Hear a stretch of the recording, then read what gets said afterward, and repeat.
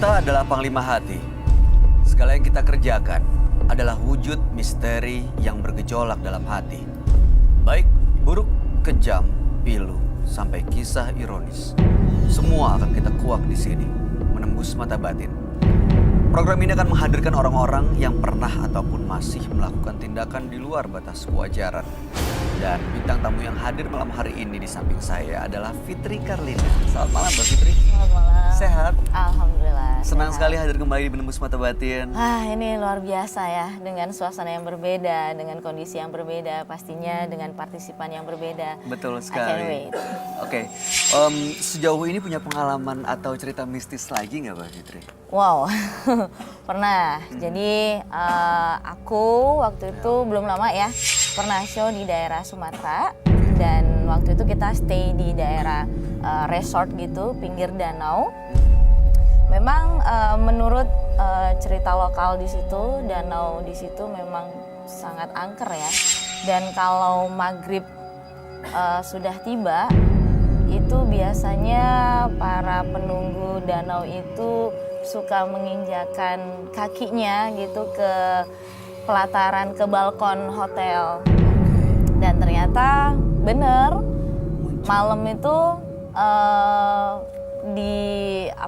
awal aku ngelihat dari lukisan yang di hotel itu aku lihat karena waktu itu tidak ada gordennya, jadi kita bisa ngelihat ke arah luar. Di situ ada pohon besar dan waktu aku ngelihat, ya astagfirullahaladzim, banyak banget Apa yang dilihat? penampakan-penampakan yang bergelantungan di situ. Hawa-hawa bau-bau wanginya itu ada. Terasa ya? Ya kayak gitu. Oke, tapi setelah itu baik-baik aja dan kejadian aneh kan ya? Nggak bisa tidur semalaman. Oh pasti. Nggak bisa tidur semalaman sampai akhirnya subuh tiba, sholat subuh baru mereka hilang semuanya. Mudah-mudahan benar-benar hilang, nggak pernah balik lagi termasuk malam hari ini. Amin, mudah-mudahan. Nggak akan ada kejadian-kejadian aneh ya Mbak Fitri. Amin. Kita segera ketemu dengan partisipan kita yang pertama. Berikut ini akan hadir seorang pria yang mengaku mempelajari ilmu hitam untuk mendapatkan kekayaan. Malam hari ini kami akan panggil dia dengan nama samaran. Kami persilakan Ajis.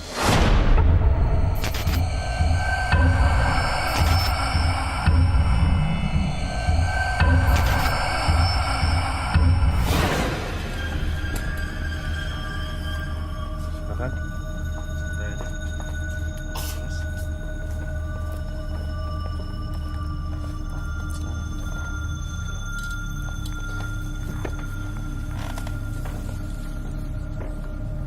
Selamat malam Mas Ajis. Selamat malam. Apa yang mau diceritakan? Saya ingin menceritakan hal yang telah terjadi dengan diri saya. Awalnya itu hanya masalah yang sangat sepele begitu ya, sebetulnya. Dulu 15 tahun yang lalu, saya ini punya cita-cita ingin menjadi seorang penyanyi begitu ya. Dan teman saya itu udah duluan menjadi seorang penyanyi begitu. Nah, ketika saya ikut dengan dia begitu, saya ingin ikut nyumbang begitu ya, ingin ikut nyanyi begitu kan. Ya namanya juga ingin belajar begitu, tapi teman saya itu sama sekali nggak pernah ngasih kesempatan. Dia itu, saya udah acung-acung tangan begitu ya, tapi dia nggak pernah ngasih kesempatan untuk saya naik begitu. Nah hingga akhirnya kan karena saya sering ikut sama teman saya itu, saya akhirnya gabung juga di grup musik itu. Saya sering latihan bareng sama teman saya. Nah tapi mungkin karena kemampuan atau skill saya yang tidak ada begitu ya di bidang tarik suara, kalau saya latihan itu selalu saja teman saya itu bagus begitu, kalau saya suaranya itu jelek begitu, karena biasanya pas begitu, kemudian musik kemana, suara kemana di sana. Saya merasa heran dengan diri saya, kenapa saya tidak bisa bagus begitu, tidak sebagus teman saya.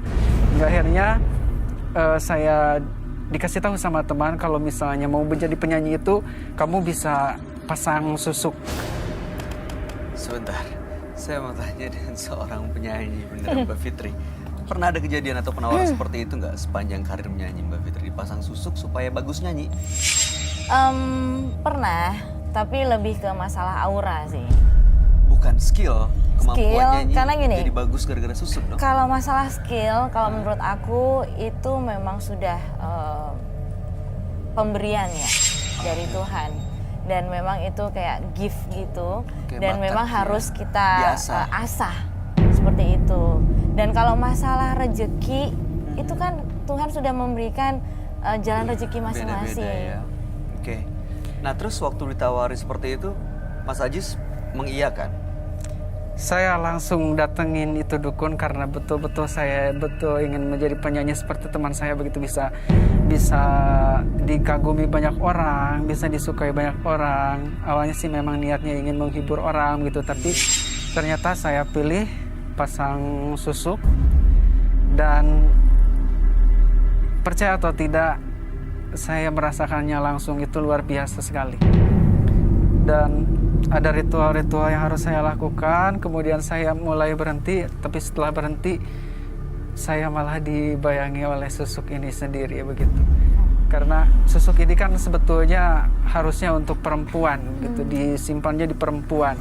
Jadi kalau susuk ini dipakai di perempuan, maka perempuan itu akan menikah lebih dari 7 kali. Kalau di Mas Ajis? Kalau di saya sebaliknya, saya tidak bisa menikah dengan siapapun.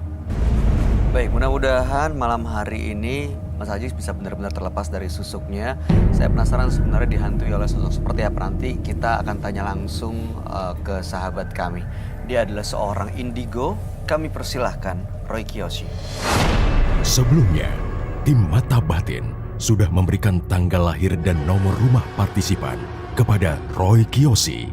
Dengan mata batinnya, Roy akan membaca berdasarkan angka yang kami berikan. Ajis, terlahir tanggal 1 Februari 1985 dan nomor rumah 130. Sosok yang ambisius dan tidak mau mengalah.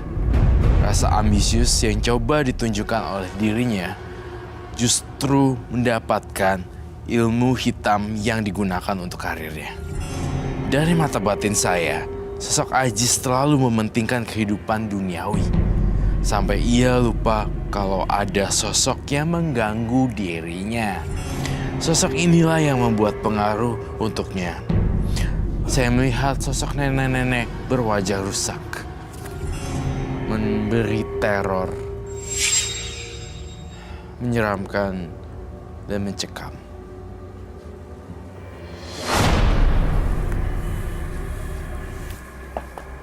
Selamat malam. Selamat malam, Roy. Silakan duduk. Halo. Terima Terima kasih. kasih, halo. Ketemu kembali.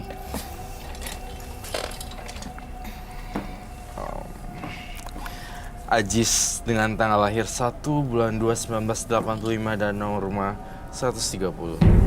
Ajis punya mimpi menjadi seorang penyanyi. Ikut temannya yang lebih senior yang punya band, tapi kesempatan itu tidak pernah diberikan kepada Ajis. Sampai satu hari Ajis tawari untuk pasang susuk supaya suaranya dan kemampuannya lebih baik, dan kesempatan itu datang dan ternyata benar terbukti. Tapi susuk itu harus diritualkan, dan belakangan malah ada kesialan seperti Ajis tidak bisa mendapatkan pasangan. Dan Ajis ingin berhenti, lepas dari semua susuknya, mendapatkan hidup yang normal karena sudah lelah melakukan semua ritual dan gangguan gaibnya. Betul ya Mas Ajis? Betul. Oke, gangguan seperti apa ya Roy yang kamu lihat? Kalau saya lihat gangguan dari Ajis tuh seperti gangguan nenek-nenek ya. Saya ngerasa melihat nenek-nenek di belakangnya dia, tapi saya pengen netralisir dulu deh. Saya pengen minta air bunga dan kembang